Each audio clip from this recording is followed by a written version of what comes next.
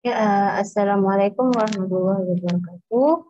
InsyaAllah hari ini kita akan belajar kita nak kira balik pinjaman dan bayaran ansuran. Okey, seperti yang kita tahu, kalau kita meminjam, kita kena bayar balik.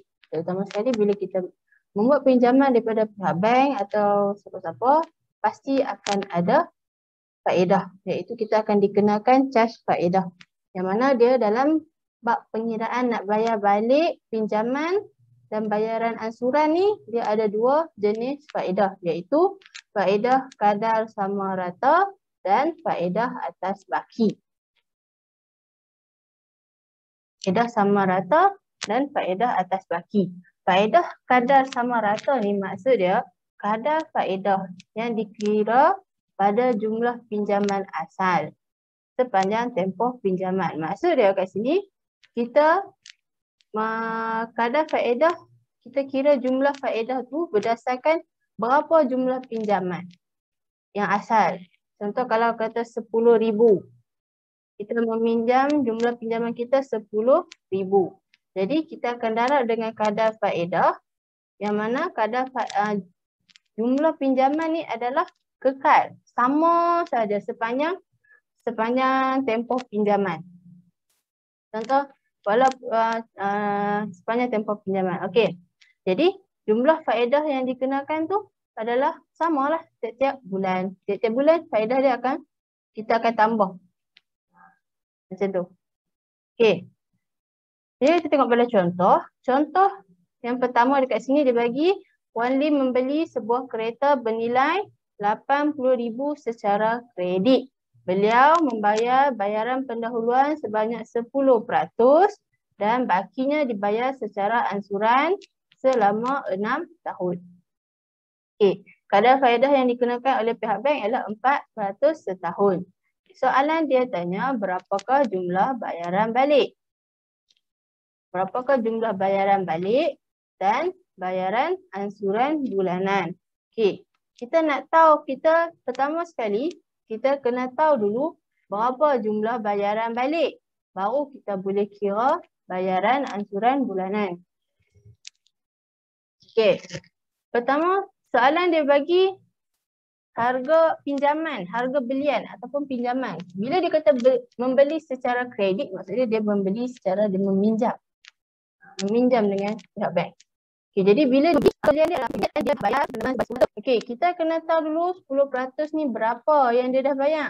Jadi, ambil 10% darab dengan RM8,000, RM80,000. So, kita akan dapatlah jumlah bayaran pendahuluan dia tu, iaitu RM8,000. So, kita tolak dulu harga belian, tolak dengan harga bayaran pendahuluan, kita akan dapat jumlah pinjaman yang sebenar. Maksud dia yang dia tak bayar lagi, iaitu RM72,000. Okey.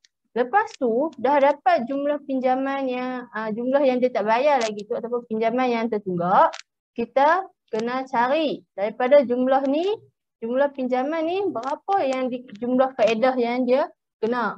Okey, jadi 72,000 kita darab dengan 4%. 4/100 ni maksud dia 4%. Okey, dia kata kadar yang dikenakan adalah 4%. So, 72,000 darab 4% darab dengan 6 tahun. Ada masa dia dekat sini. Tahun. Jadi, jumlah faedah untuk 6 tahun, darabkan ke semua ni. 72,000 darab 4% darab 6 tahun. Kita akan dapat 17,280. Okey, ini adalah jumlah faedah. Maksud dia jumlah tambahan yang dia kena bayar sebab dia meminjam. Okey, jadi jumlah bayaran balik yang Puan Lim sepatutnya kena adalah tambahlah pinjaman, baki pinjaman iaitu 72,000 tambah dengan jumlah faedah yang dikenakan, kita akan dapat jumlah dia adalah 89,280. Okey, jadi ini jumlah bayaran yang sepatutnya Puan Lim kena bayar dekat pihak bank. Sebab dia meminjam, dia dah meminjam banyak, dia dah meminjam, so dia kena bayar duit sebanyak ni. Dia maksud dia termasuk dengan kadar faedah yang dia kena tadi. Okey, Seterusnya kita dah dapat jumlah bayaran balik. Soalan dia tanya satu lagi, bayaran ansuran bulanan. Bayaran ansuran bulanan maksud dia bayar dekat sini selama ansuran bulanan dia dibuat selama 6 tahun. 6 tahun ni berapa bulan? Jadi kita nak kira satu tahun kita ada 12 bulan. Jadi 6 tahun, so darablah 6 darab 12, kita akan dapat 72. Jadi kat sini ada 72 bulan. So 89,280 bahagi dengan 72 bulan, kita akan dapat jumlah yang dia kena bayar untuk setiap bulan. Sebulan dia kena bayar RM1,240. Macam tu. Okey. Ini contoh yang pertama. Contoh yang kedua, kita tengok contoh yang kedua, Encik Azam membuat pinjaman peribadi sebanyak RM10,000 dari Bank Mulia.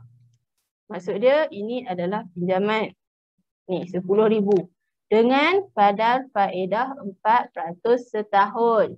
Tempoh bayaran balik adalah selama 7 tahun. Berapakah ansuran bulanan yang akan dibayar oleh Encik Azlan?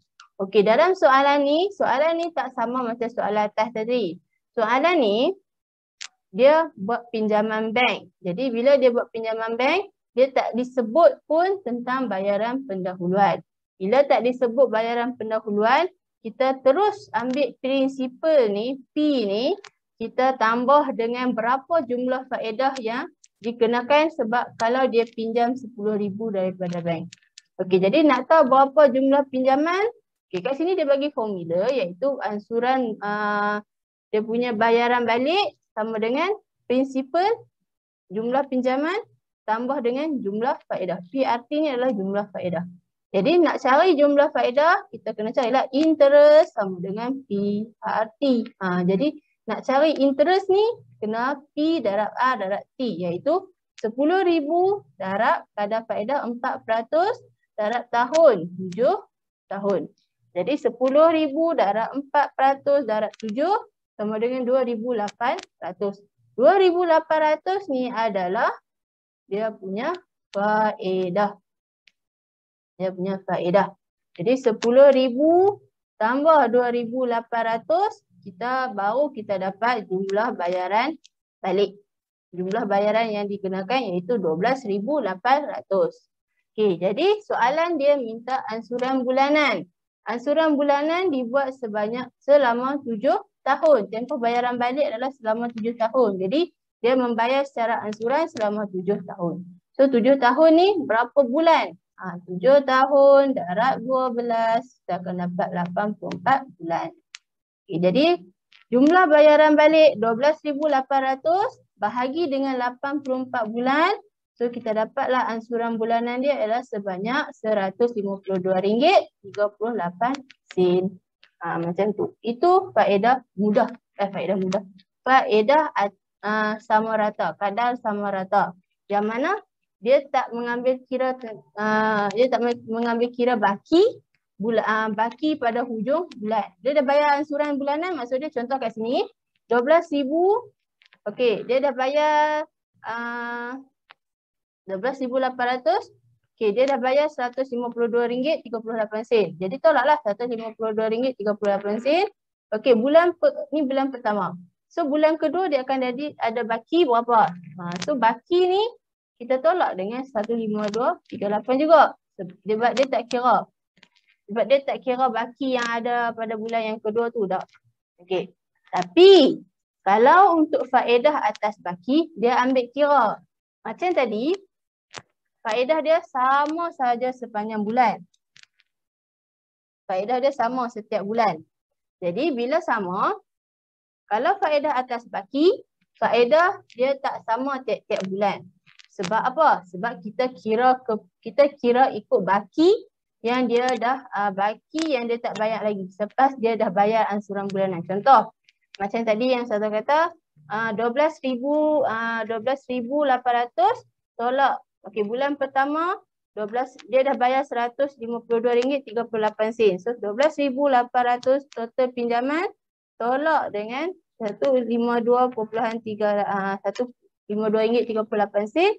Kita akan dapat 12647 62 sen. So 1, 2, 6, 4, 7, 62 sen. Kita tak akan guna jumlah faedah yang sama. Kita akan guna jumlah faedah yang kita kira daripada baki untuk bulan yang kedua. Okey, itu faedah atas baki.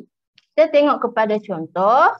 Contoh yang pertama dekat sini dia kata Encik Haris membuat pinjaman peribadi sebanyak 10,000 dari Bank Mulia dengan kadar faedah 6% atas baki. Tempoh bayaran balik adalah selama 7 tahun. Ansuran bulanan dia bagi dekat sini RM150. Soalan dia minta hitung jumlah faedah yang perlu dibayar bagi 3 bulan pertama. Okey, jadi dia nak tahu jumlah faedah. Sebab dia dah bagi dah ansuran bulanan. Bukan macam faedah sama rata tadi dia tak bagi, so kita kena kira faedah, kena kira ansuran bulanan. Kalau yang ni dia suruh cari jumlah faedah sebab jumlah faedah bagi tiap-tiap bulan adalah berbeza.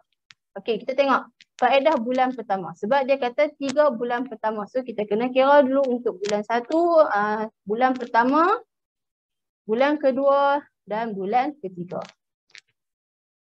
Okey, itu maksud dia 3 bulan pertama. Okey, jadi bulan pertama dia kena bayar. Okey, kita kena tahulah berapa faedah yang dia kena bayar. Jadi P darab R darab T. Yang mana T dia bukan 1 tapi 1/12 sebab 1 sahaja. Contoh kalau kata 5,000 darab 6% darab 1. 1 ni maksud dia setahun. Tapi dia bagi dekat sini 1 bulan. Setahun ada 12 bulan. So, dia nak 1 bulan sahaja. So, 1/12. T dia 1/12. So, 10,000 darab 6%. Sebab dia letak kat sini 6%. Darab 1/12. Kita akan dapat jumlah faedah dia iaitu RM50. Okey. Jumlah faedah. So, dia dah pinjam sebanyak 10,000. Dan dia kena dia ada faedah RM50. So, tambahlah 10,000 tambah RM50. Okey, ini jumlah pinjaman pada bulan pertama. 10,000, RM50. Okey, lepas tu dia dibagi kat sini ansuran bulanan. Maksud dia bayar sebulan, bulan pertama dia bayar sebanyak RM150. Okey, jadi RM10,050 ni tolaklah dengan 150. So kita akan dapatlah baki lepas dia bayar ansuran iaitu RM9,900. Okey. Untuk lepas tu dapatlah baki pada selepas dia dah bayar ansuran untuk bulan pertama. Nak masuk bulan kedua, kita ambil baki bulan pertama tadi guna untuk kira PRT bulan kedua ataupun faedah bulan kedua. Sebab bulan pertama dan bulan kedua faedah dia akan jadi berbeza. Sebab kita guna nombor yang berbeza. Yang bulan pertama kita guna 10,000, bulan kedua kita guna 9,900. So, kaedah yang sama. Kita akan jadi 9,900. R sama iaitu 6%. T pun sama 1/12 sebab dia kira sebulan. Okey, jadi darab kita akan dapat RM49.50. Jadi faedah pada bulan kedua dia sebanyak RM49.50. Okey, jadi jumlah pinjaman pada bulan kedua tambahlah 9,900 tambah RM49.50. Dia akan dapat jumlah pinjaman pada bulan kedua adalah RM9,949.50. Okey. Lepas tu dah dapat jumlah pinjaman, baru tolak dengan ansuran. Ansuran dia adalah 150. So tolak dengan ansuran, kita akan dapat baki selepas bayaran ansuran dia adalah RM9,799.50. Okey, nak masuk bulan ketiga, kita akan guna baki bulan kedua untuk kira faedah bulan ketiga. Tu maksud dia faedah atas baki. Kita ambil baki bulan yang sebelum, darab untuk dapatkan faedah bulan selepas. Okay, jadi untuk bulan yang ketiga kita guna baki dia iaitu RM9,799.50. darab dengan 6% darab dengan 1/12, kita akan dapat jumlah faedah dia. Okey, so sama juga nak cari berapa pinjaman pada akhir bulan 2, bulan ketiga, kita ambil baki, kita ambil jumlah yang 9,799 tadi tu, baki yang selepas bulan kedua, kita tambah dengan faedah, jumlah faedah yang kita kira tadi, baru kita akan dapat jumlah pinjaman pada bulan ketiga. Okey, baru kita tolak, ambil jumlah pinjaman bulan ketiga ni, kita tolak dengan bayaran ansuran iaitu 150. So ini adalah jumlah baki bulan ketiga. So baki dia masih lagi ada RM9,698.50. Soalan dia minta jumlah faedah untuk tempoh 3 bulan pertama. Jadi kita ambil semua jumlah faedah yang kita kira. Okey, bulan pertama jumlah faedah dia RM50. Bulan kedua jumlah faedah dia RM49.50. Bulan ketiga jumlah faedah dia RM49. Jadi kita tambahkan ketiga-tiga ni dan jawapan hasil tambah tadi tu adalah jumlah faedah bagi tempoh 3 bulan pertama. Okey. Harap semua boleh fahamlah. Okey, takat tu je dulu untuk tajuk bayaran bayaran faedah. Bayaran pinjaman. Kita ada dua iaitu faedah atas baki dengan faedah kadar sama rata. Jadi macam mana nak kira balik di pinjaman dan bayaran ansuran? Kita kena tengok sama ada dia guna faedah sama rata ataupun faedah atas baki. Sebab pengiraan dia agak berbeza sedikit dengan antara kedua-duanya. Okey, setakat tu je dulu untuk hari ini. Nanti kita akan masuk kepada bab 4. Setakat tu je dulu untuk hari ini. Terima kasih dan Assalamualaikum.